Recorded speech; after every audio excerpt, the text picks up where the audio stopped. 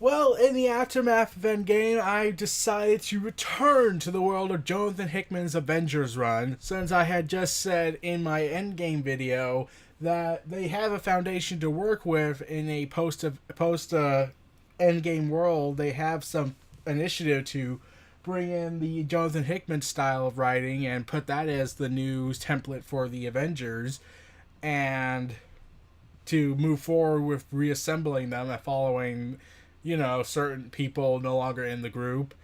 Um, so we're going into the first 3 issues of Jonathan Hickman's Avengers run, because I've already talked about the first 3 issues of Hickman's new Avengers, Illuminati, and we all know how that went down. So let's get right into it. I finally have the omnibus. It's over there. I'm not going to get them because they're heavy, and plus I wouldn't know where to put them after I had just picked them up. So we go ahead and start with a narration. First there was nothing, followed by everything, swirling, burning specks of creation that circled life-giving suns, and then we raced to the light. And then we cut to a page showing this picture of the Avengers. And what Jonathan Hickman decided to do with the Avengers this time around was to basically turn them into the movie version, because this came out around the same time the first Avengers movie came out. So you got Captain America, Iron Man, Hawkeye, Black Widow, the Hulk, and Thor. So they decided to say, okay, we gotta tie into the Avengers movie, so let's tie in the Avengers movie. And sure enough, we get this narration going on saying this. It was the spark that started the fire, a legend that grew in the telling. Some believe it began the moment Hyperion was rescued from a dying universe. Others say it was when the guard was broken on the dead moon. And many more think it was when Exo Nihola, I'm not going to pronounce that, terraformed Mars, turning the red planet green. They were all wrong. Because everyone knows that life is very, very complicated. It hasn't happened before the light, before the war, and before the fall. Spoilers? You're giving away what's going to happen if time runs out? It started with 2 men. It started with an idea. As this was going on, we see these bits of narration images showing this, and we get the phenomenal artwork of, let's see, what was his name? Jerome, I'm not going to pronounce his last name. We see Tony Stark overlooking the Avengers and seeing who's in and who's and not, and this expansive group part. And Tony Stark wakes up Steve Rogers from his bed, says he was sleeping, and they're discussing about how Steve Rogers had these bad dreams going on. And sure enough, what he's reminiscing is what happened in New Avengers, regarding how the Illuminati kind of kicked Steve Rogers out and erased his memory of the whole event, basically turning into Identity Crisis, except the Illuminati is supposed to be a shady organization. And yeah, Tony Stark's none the wiser that Steve Rogers might be having some memories lingering. So they go ahead and start to explain about how after the whole Avengers initiative started, they realized that they have to get bigger, that there are always going to be bigger threats coming, and that they need to get bigger. And this whole philosophy started the day they found him. An all-consuming mind where they say we have to get bigger. And then we cut to the title, The Avengers, Avengers World, by Jonathan Hickman. Then we go to a month later where we see the new villain of the story right now on the lush green planet of the former red planet Mars. And they're discussing about basically world raising and the builders. Yeah, and how it talks about creation and everything. And how basically the guy's like, I create life! And yeah, so basically he doesn't want to be a destroyer. He wants to build worlds, and basically like the builders. and computers talking, saying world raising, and yeah. There's this woman talking, saying, "You're wasting your time, ex nihilo. You could sing sweet songs until the stars burn out. He has marked that world for destruction, and the eye of Alpha and will not be averted." Talking about Earth, because everything happens on Earth. And it turns out this lady is called Abyss. And they say, "What do you see?" "Oh, I see things for what they are. These men are clever animals who learn to make tools. Now they threaten everything because they taught themselves to be dangerous. You building a better primitive primate seems unwise. Sparing them in any way, reckless. Look, see how aggressive they are. They said they're here to stop us. Their very best." Acquiring, apes incoming. And sure enough, we meet the Avengers team, basically the 2012 version, and yeah, Iron Man is now wearing the red and gold. He's wearing black and yellow, black and gold, which kind of looks awesome, and I wish they did show that in the Marvel movie at least once. Or Superior Iron Man when he's all silver. And they're discussing about how they've just basically found vegetation on Mars that seems to be impossible. And yeah, and Thor's with them and dismissing the whole godlike even thing about how they basically did what they did to Mars. So they send out the Hulk, and the Avengers team is on the move, and they encounter Abyss, the droid, and basically X whatever his name is. And long story short, they get their asses kicked. Yeah. And yeah, Black Widow and Hawkeye are being all buddy, just like in the movies. And basically, the guy's trying to get all philosophical. "You dare? Violence? Violence for violence sake? I would remake him into something better. I will remake your world, and in return, this is the thanks you offer? I only wanted to mass genocide your planet, and then go ahead and restart it." Because that's how it works, right? And sure enough, Abyss mind controls the Hulk, and Thor is about to fight, but then Hulk punches him. And Captain America is the only one left standing since everyone else was taken out. And sure enough, Captain America gets his ass handed to him and sent back. Yeah, this is what the villain does, apparently. They sent him back to Earth because that's a good idea. And Captain America has been unconscious for 3 days in the infirmary getting treated, and we go back to Thor and the rest of the Avengers being held up by the Yellow God creature. I can't pronounce his name. I'm sorry. Then Steve Rogers looks at the symbol of the Avengers and the expansive size of things and realizes Tony Stark was right. We have to get bigger. And yeah, they basically said they were basically doing a summoning, and Captain America suits up as the yeah, this is what the narration says. "It started with an idea. The spark that started the fire was expansion. Our captain spoke and gave the idea form. He said the words and made it real. He said, 'Assemble at dawn.' Assemble at dawn! And how could we not?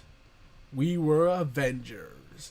And we see the expanded Avengers team consisting of Spider-Man, Spider-Woman, not the ultimate version of her, where it's a clone of Peter Parker but female, Hyperion, Miss Universe, Falcon, Wolverine, and those are the only two names I know. Those are the only names I know. I don't know everyone else.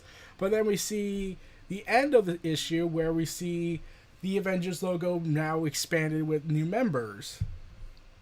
So this is Wake the World, basically. Now let's cut to issue 2 of this 3-part story.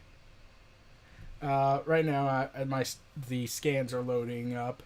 But yeah, the first issue was pretty good. Now let's move on with the next chapter. Issue 2, previously in Avengers. So this idea has been running through my head and going about all the expansion, how they have to get bigger. Then we get the updated Avengers membership, and showing that, yeah, Iron Man, Thor, Hawkeye, Black Widow, and Hulk are taken out right now.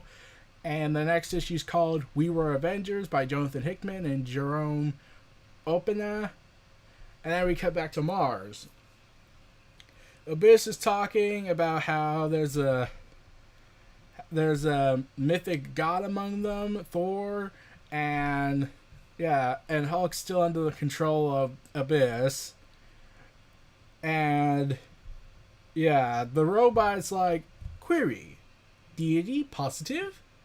Action, diagnostic, interjection, silence meatbags. Because that's basically what he is. He's acting like HK-47, except not saying meatbags, which would be awesome.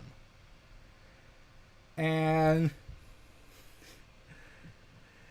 then X goes ahead and says, well, if you are a god, like myself, you know something about creation stories, don't you?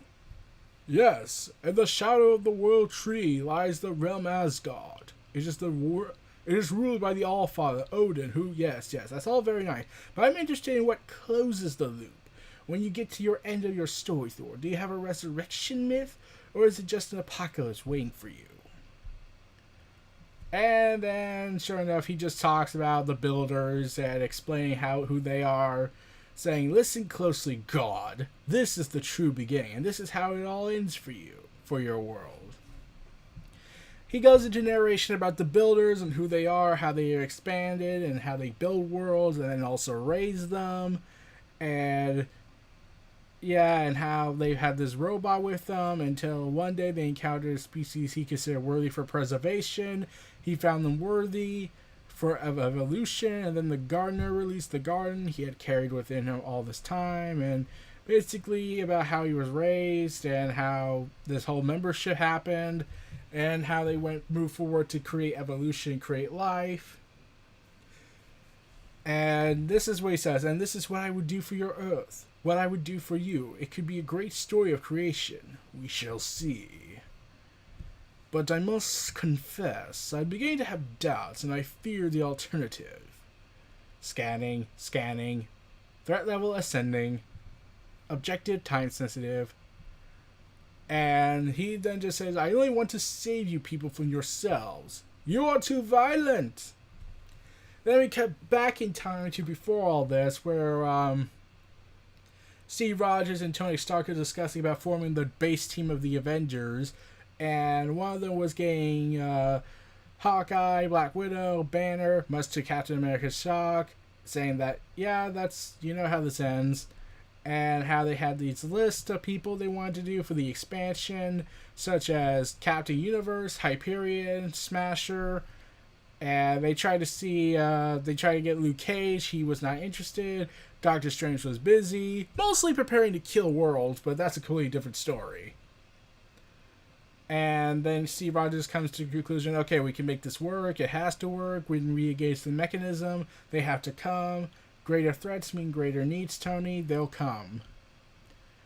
And assemble we did. And then Captain America goes ahead with the new team, going ahead and repairing the ship that they used to mount a rescue mission. And then they go back to show how they got memberships in.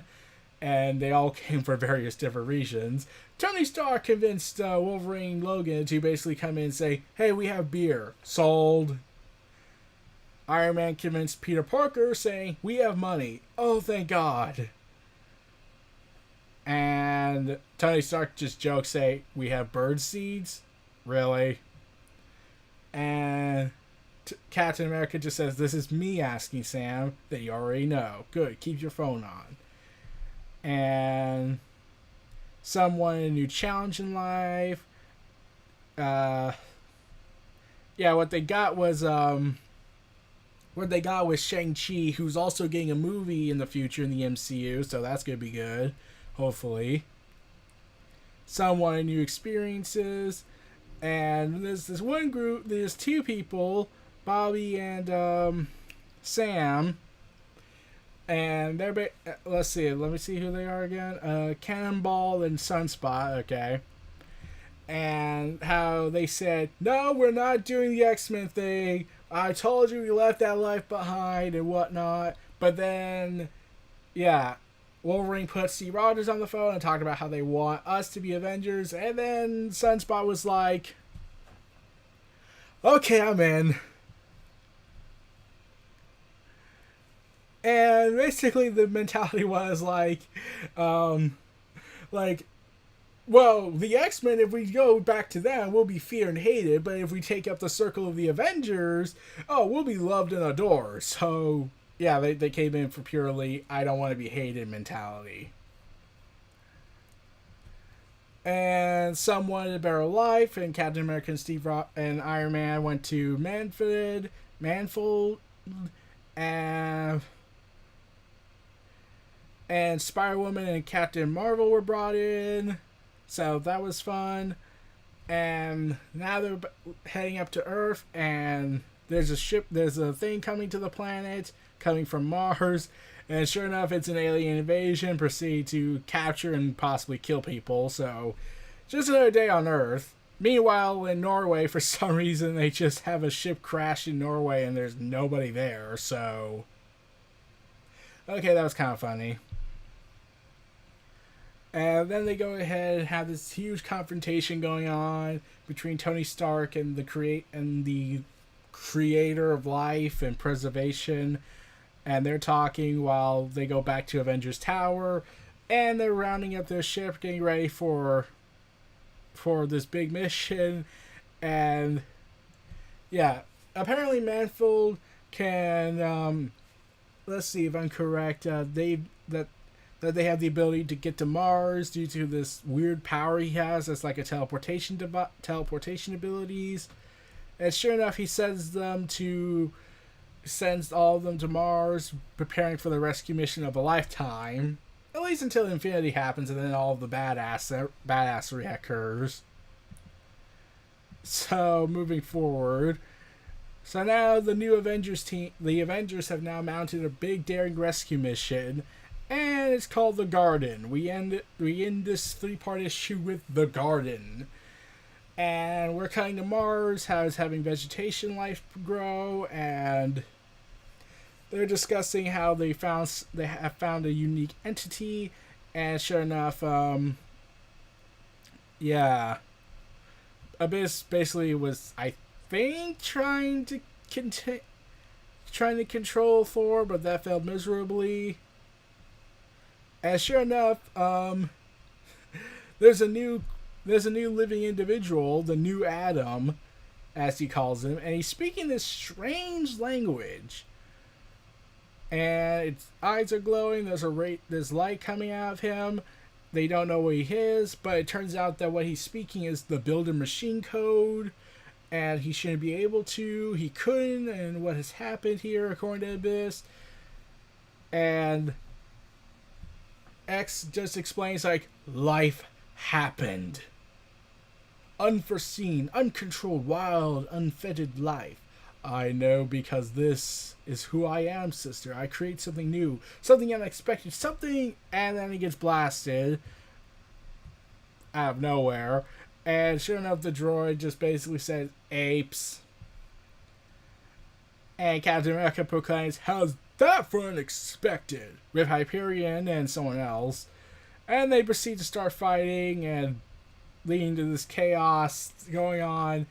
And Abyss summons the Hulk to fight. And thus, this huge epic battle ensures between the Avengers and this 3-man group. And they free the fellow Avengers members. And with everyone else arriving to the scene, leading to more chaos and destruction in wake of everything. And sure enough, during the fight, Spider-Man gives his comments to the story. Oh man, this stuff is like molded titanium. This is going to take too long to pull off. If only we had something to cut off. Way to cut it or something. And then Wolverine just gives the middle finger claw, say, right. Sure enough, they rescue their the original base team Avengers, and then they go ahead Um, yeah, here's the thing. Falcon goes ahead, is in this weird trance, and Captain America asks what's wrong. And Falcon says this: "It took me a few minutes to comprehend what I was hearing. There were two sides of a conversation, but I could only make out one. I understand it now. These two animals were made to be symbiotic, and he made one of them, Spirit Steve. Birds. And for now, I'm convinced them to leave." Yeah, Falcon has powers, not like MCU Falcon, which is more grounded. And sure enough, X is like, "My creations abandoned me? Who leaves their creator's garden willingly? All is lost, isn't it? Some worlds don't want to be saved, brother. They just want to limp along to their extinction." And the droid is like processing, threats ascending, objective relighting, goal extermination. And sure enough, Thor is free and wields the mighty power of Mjolnir. And yeah, that didn't end well, saying that I've lost him. Hyperion punches Hulk, and that brings back Banner. And sure enough, they go ahead and fight the droid again, only to get his legs chopped, his legs ripped out, and the strange individual, the new Adam, is basically speaking in that machine builder code. And sure enough, Captain Universe goes ahead and says, "Please, equilibrium. You recognize this form. You know who I am."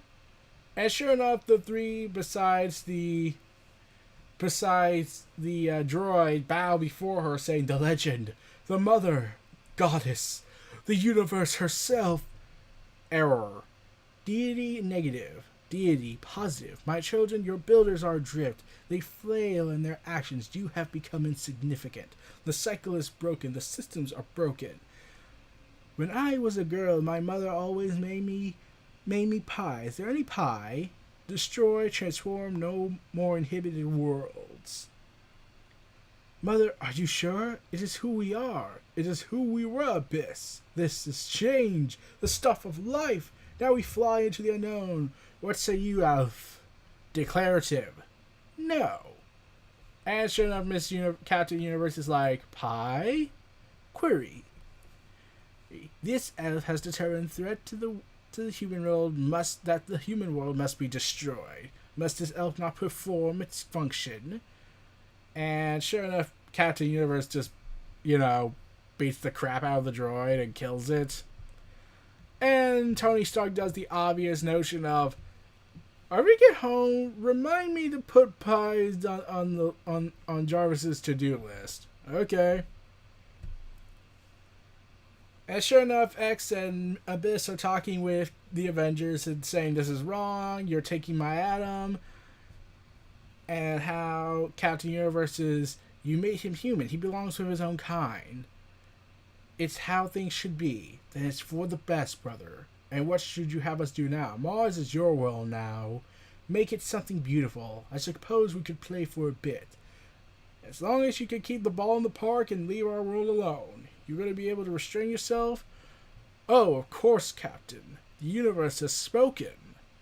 But you have to wonder, don't you? I've remade thousands of worlds and seen the destruction of far, far more, and yet it is your planet she has chosen to call home. What makes your Earth so special? You want my best guess? Please, indulge me. It's an Avengers world." And sure enough, the narration closes out with, "And it was the first. It was the spark that started the fire, a legend that grew in the telling. It was the great idea was expansion, and it started with two men. One was life, and one was death." That ends this 3-part issue of the Garden arc, and we cut to black, basically. So yeah, this was a good starting point for the Jones and Hickman run, in my opinion, along with the new Avengers storyline about how the conspiracy and all their horrible plans they were going to do. So I also found this issue, I really love the artwork. I just kind of love this artwork. Jerome is very talented, and even the last issue was also artist was Dean White.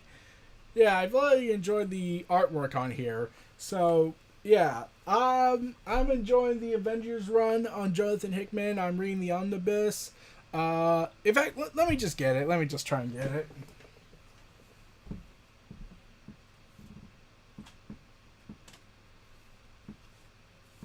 I don't have the pocket, the the book slipcase, so I just have it in this massive massive hardcover side. Like I have the slipcase, I just have it off right now. But yeah, I really love this basic yet very good looking hardcover. It's really fascinating to me. So yeah, Avengers by Jonathan Hickman. I'm going to enjoy the living hell out of this most likely. It really, in my opinion, this does give the MCU a blueprint of what they can do with the MCU after Endgame. Like this whole idea of expansion, all that, and I love how this is all in chronological order. Like the new Avengers came out after this, and they did it in a proper timeline instead of release dates, or in DC's case, the build up to all of it. So yeah, this was pretty fun. The first 6 issues of both Avengers and New Avengers are now up, and I really enjoyed them. I'm looking forward to reading more of the story. These were my thoughts on Jonathan Hickman's first 3 issues of the Avengers, the Garden Arc. This was Neo Reality Entertainment. If you like, comment, subscribe, and donate to tune for more. And Avengers shall assemble!